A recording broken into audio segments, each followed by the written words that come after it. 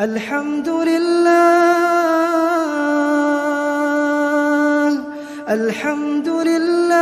على نعمة الإيمان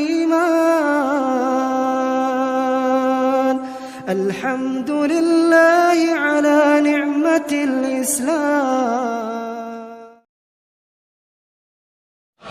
حضرت شاہ نقشبند بخاری علیہ رحمہ اور درویش صاحب مولوی صاحب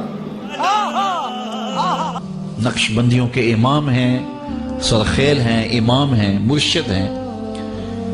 آپ کابل میں تشریف لائے تو بادشاہ کے گھر میں کام کرنے والی ایک خاتون آپ سے روحانی نسبت قائم کر لیتی.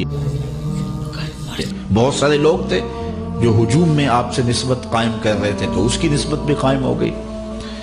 تو وہ سیدھی سادھی خاتون تھی.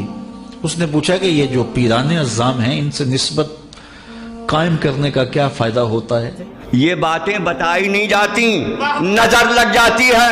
تو کہا یہ دنیا آخرت کی برکتیں ملتی ہیں اور اوکھے ویلے کم بھی آ جاتے ہیں.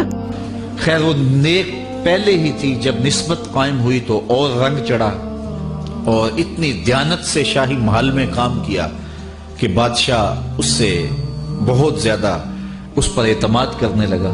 جو اس کی ہم منصب تھی انہوں نے اس سے حسد کیا اور بادشاہ کے گھر کا زیور چوری کر کے اس پر الزام دھر دیا. پتر چپ کر کے گفتگو سنو، دھیان نہ، اور گواہیاں بھی دے دی. بادشاہ کو بڑا غصہ آیا کہ میں اتنا اعتماد کرتا ہوں اور اس نے میرے گھر کے اندر چوری کی. اس نے کوئی بات سنے بغیر کہا کہ اس کو لے جاؤ اور محل کی چھت سے اوپر گرا دو تاکہ باقیوں کو عبرت ہو جائے کہ بادشاہوں کے گھر کتنے مقدس ہوتے ہیں اور وہاں ایسی حرکتیں نہیں کی جاتی. اس نے چیخ کے کہا میں نے چوری نہیں کی، لیکن اس کی کون سنتا.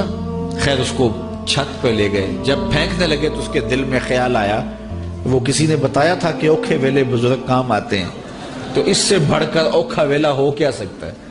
تو اس نے بخارے کی طرف منہ کر کے کہا شیئا للہ چو گدائے مستمند المدد خواہم ز شاہ نقشبند. میں نے سنا تھا اوکھے ویلے پیر مدد کو آتے ہیں، تو اس سے اوکھا ویلا تو میرے اوپر نہیں ہو سکتا. اور اتنے میں جلاد نے پیچھے سے دھکا دے دیا. جب وہ نیچے گئی تو حضرت شاہ نقشبند بخاری نے پکڑ کے آرام سے زمین پہ رکھ دیا. یہ مسئلے لکھے ہوئے ہیں ریٹن میں جو مذاق نہیں اڑا رہا ہوں، یہ لکھے ہوئے ہیں. حیرت زدہ ہوگی حضرت آپ کب آئے تھے؟ کہا تو از چبارہ آمدی من از بخارا آمدم. تو چبارے سے چل پڑی تھی، میں بخارے سے چل پڑا. یہ کہندے نے بزرگ بہت کام کرتے ہیں، بزرگ اڑ لیندے نے. اے سائبیریا بزرگ اڑ کے جا کے دس سکتے ہیں سر؟ آلموسٹ آپ سمجھ لیں 8-10 ہزار کلومیٹر کا سفر بغیر ریفیولنگ کے یہ پرندے کرتے ہیں اور سوتے بھی وہاں میں، نہ کچھ کھاتے ہیں نہ پیتے ہیں، یہاں کے لینڈ کرتے ہیں.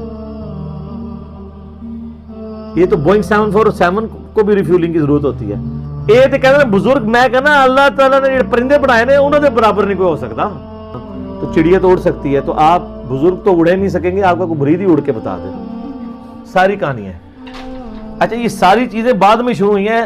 صحابہ کرام کے بارے میں آپ کو آلموسٹ 0 واقعات ملیں گے، حالانکہ ادھر زیادہ ملنے چاہیے تھے.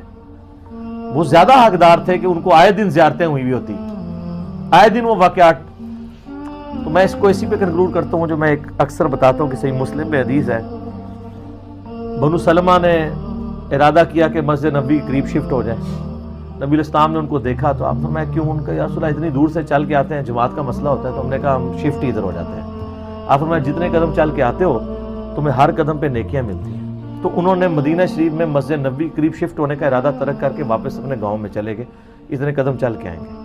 تو میں اس پہ ایک معصومانہ سوال کرتا ہوں، آپ تو بزرگوں کے بارے میں کلیم کرتے ہیں وہ اڑ کے پہنچ جاتے ہیں، تو نبی علیہ السلام صحابہ کو کہتے ہیں یار اولیاء اللہ تو تمہارے قدموں کی خاک ہے. تو صحابہ کرام کو تو دماغ میں نہیں تھے کوئی بندہ اڑ سکتا ہے.